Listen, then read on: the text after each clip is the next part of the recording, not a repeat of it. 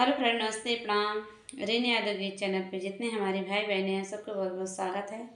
मैं आप सब बीच में बहुत प्यारा छोटा से रक्षाबंधन पर के गीत लेके आई हूँ। मेरा गीत पसंद आए तो लाइक सब्सक्राइब शेयर जरूर करना।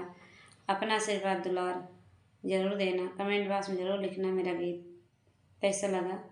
ज़्यादा से ज़्यादा सपोर्ट करना, आशीर्वाद देना। बहुत बहुत धन्यवाद। रखिए के दिनवा भी आवा मोर बीरनवा हो, आवा मोर बीरनवा हो। रखिए के दिनवा आवा मोर बीरनवा हो, आवा मोर बीरनवा हो, आवा मोर बीरनवा हो। रखिए के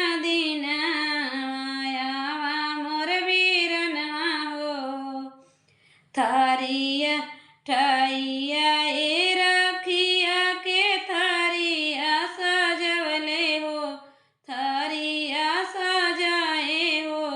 राखी के त्योहारवा बीरन बाटे सारा जहनवा हो, राखी के त्योहारवा बीरन बाटे सारा जहनवा हो। राखी के